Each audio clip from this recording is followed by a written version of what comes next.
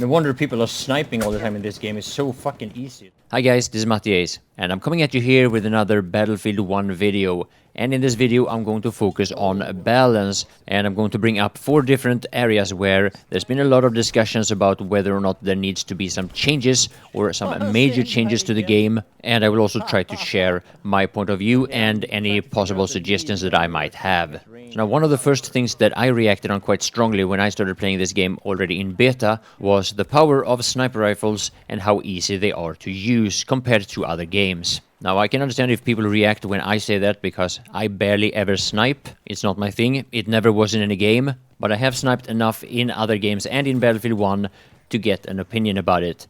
And there are a few things about sniping in Battlefield 1 that makes it a lot stronger than most of us are used to, and I'd like to bring up some of the reasons why that is.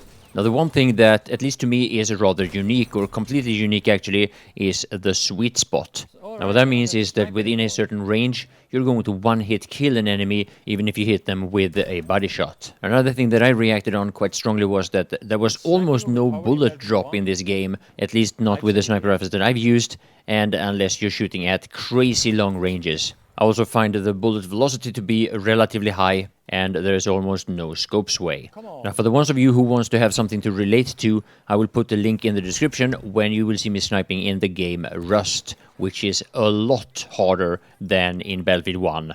Now, it's not that I'm suggesting that Battlefield 1 should be like Rust, but I'm going to put the link there only for a reference.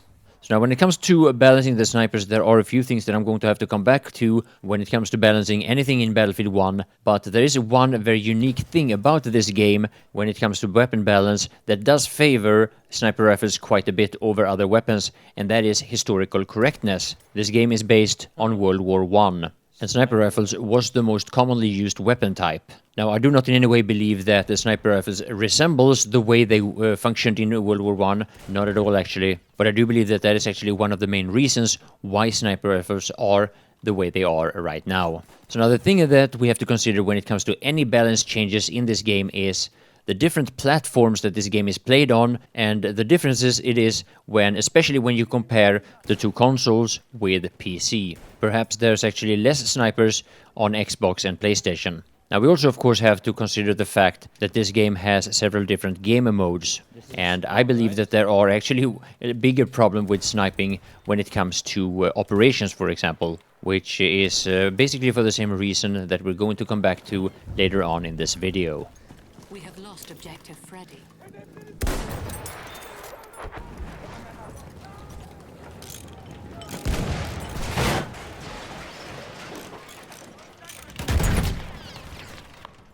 So the next thing that I would like to bring up for discussion is tanks. And here we are in a little bit of a different situation, because one of the things about tanks has already been changed from beta to full release, and that is that the light tank was nerfed, especially the most powerful version of it, which is the howitzer loadout. And during the beta and the following weeks after beta, there was a lot of rather toxic discussions about the light tanks, and it's kind of funny how people could completely no-brain the light tank, playing absolutely horrible and still go on 30+ kill streaks, while at the same time trying to argue that if only the enemies knew how to play and knew how to counter the tank, things would be different. Now, I believe that personal skill, personal experience, game and map knowledge and experience, combined with your squad's and your team's ability to work together, should play a big role in your success with any tank. The same should of course go when it comes to countering tanks. So now, as the game has been out for a while, there are a few things that I've seen that has changed a lot when it comes to tanking, and that some of more experienced tankers have learned to benefit from. The two main things is the repairs, which I believe is a bit too strong, and also the fact that most tanks have very, very good range, while at the same time countering tanks at range is very, very limited. Now, if the AT rocket gun had higher projectile velocity and less drop, for example, and also if we had a few more of them when we spawned in, then I think things would be a lot different. Now, the problems with the discussions about tanks is that the discussions are always going to be between people that likes to sit in tanks and get a lot of kills, and those who are at the receiving end of it. And me personally, I kind of react quite a bit when I hear people saying you just have to learn how to play and learn how to counter tanks, especially when this is being said by a dedicated tanker, because being a tanker is by far the easiest way to get a good score in Battlefield 1. And the way it is at the release of this video, it is a lot harder and requires a lot more effort and teamwork to counter tanks than to do good with it. Now obviously there are some strong and viable arguments for tanks. This is Battlefield, they should definitely be in the game, and they should definitely matter. Now, I want to point out that one of the things that makes the biggest difference to how strong tanks are is the design of the map that you're playing at. If the map design is such that it's easy to get around and that there are a lot of options to get to any area, then this will heavily favor the ones who are trying to take tanks out. Maps like Emion, for example, is one of those examples where it is relatively easy to counter tanks, assuming that the team balance is relatively even. But on bigger and more open maps, it is a lot harder, and that is again because of the lack of options for the anti-tank role. The moment a tank starts to take damage, he can just easily back off and hide behind a hill or some such and safely repair. Now, it's not like the assault gadgets are bad for taking out tanks, but for the most part you have to be relatively close, while tanks can very reliably deal damage past 100 meters. I got shit from behind. Shot from behind. That's good. You don't want to shit from in front, you know. No, you're right. So on top of what's already been said about tanks, one of the things that needs to be factored in when it comes to the balance between tanks and the anti-tank role is some of the frustrations and possibly bugs, I'm not even sure, that is related to the AT rocket gun.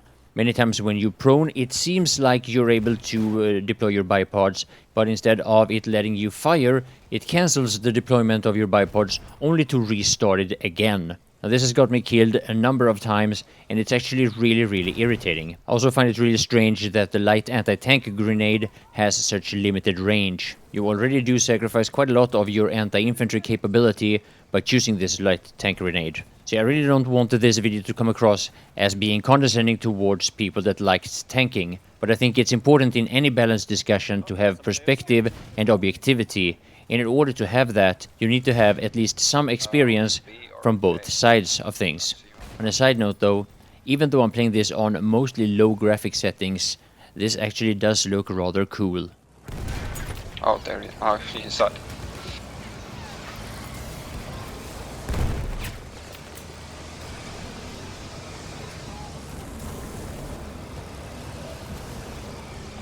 Oh, behind! Damn it, I didn't see assault trooper on the flag now. No, he killed me.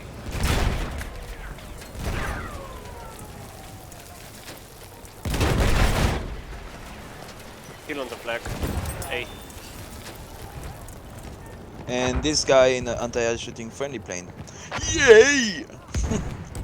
So next up in the discussion, something that I have brought up quite a number of times before, of course, air versus anti-air. A lot of players want to point out similarities between tank versus anti-tank and air versus anti-air, but the difference is massive. It's down. Oh, nice. Oh, you got the anti-air. Yeah. At least you get the job done. Nice. Enemy dreadnought. I Much underst- skill, Mati. So much I don't understand what's wrong with some people who is... Hello. Hello? And he just crashed. Back. Yeah. It's like, So you just. it's so fucking easy to deal with air, and people Yeah. just don't get it.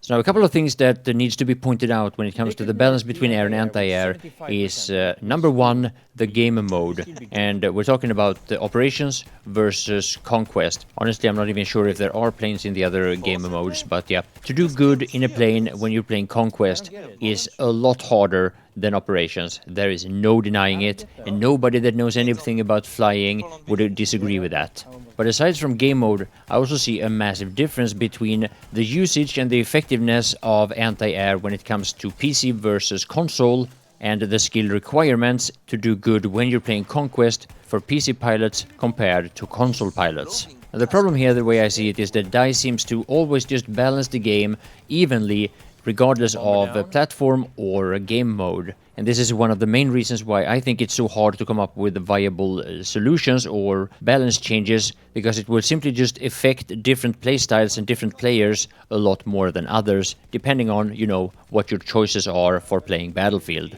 Now, don't get me wrong, If you're able to surprise an anti-air user, it's not all that hard to kill them with any of the planes. But killing the player using the anti-air is one thing, but the AA cannon is still there for anyone else to use, unless you kill that off as well, but that is a lot harder.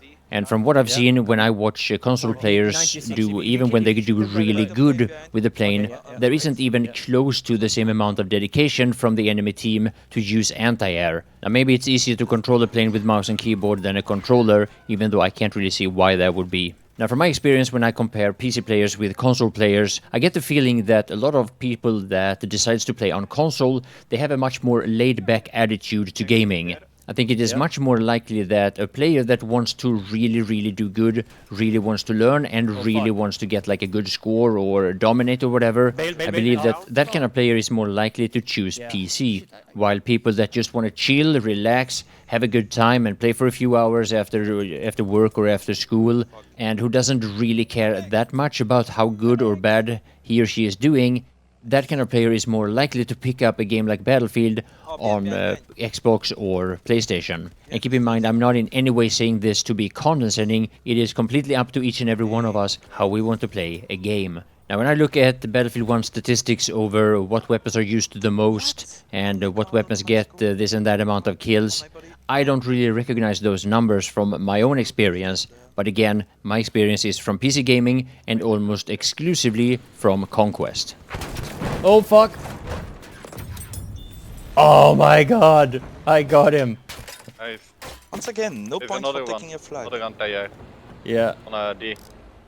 Now, as it is, when it comes to the balance between air and anti-air, is that there's not enough stationary anti-air cannons in the game mode operations, while on Conquest, there's either too many of them or they are just too powerful individually. But the problem again is with discussing this and having objectivity and perspective, because there's normally no other playstyle that is so divided as pilots versus non-pilots, and Battlefield 1 is not in any way unique in this.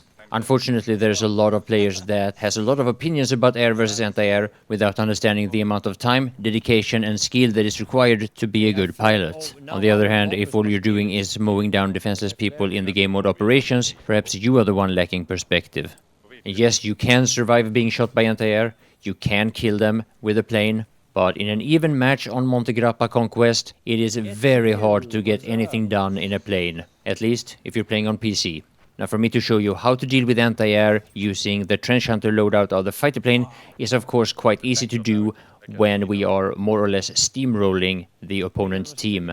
And why there are so many imbalanced matches, I don't know. Maybe this is something that DICE are working on. Now, another problem, the way I see it with the air gameplay, is that there isn't really any air-to-air gameplay in Battlefield 1. It's not, at least there's nothing interesting about it. And what that means is that most people that are pilots or dedicated pilots, all they're focusing on is air-to-ground. Because, I mean, really, there's no reason not to. There's very little point to being good at air-to-air in Battlefield 1 compared to other games where I have been a pilot in.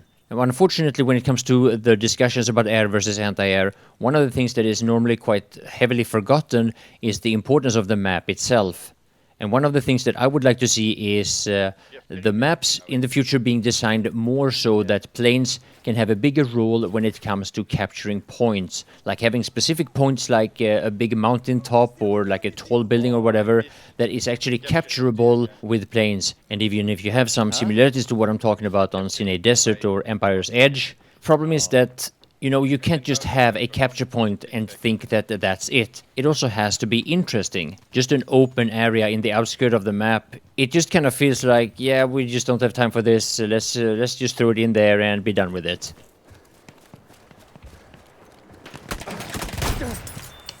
And yeah, can you make a balanced video about Battlefield 1 without bringing up the Model 10A Hunter? I guess not.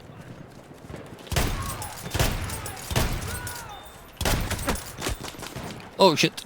Thanks. Now, I don't know with the shotguns overall, but the one thing that the majority of the community, as far as I know, seems to be able to agree on is that the Model 10A Hunter has too much power at the range. Now, I'm gonna be perfectly honest. When it comes to balanced discussions that are related to shotguns, I am rather biased. I don't like shotguns. I think they're boring and they take away more than they add to the game. But that's me, and the game should not in any way be balanced on my opinions. Your opinions are just as valuable. So please, say what you think. Now obviously there's a lot that this video does not bring up. For example, medics and support. But I'm just going to have to leave that for another day. My name is Mattias, and I want to thank you all for watching.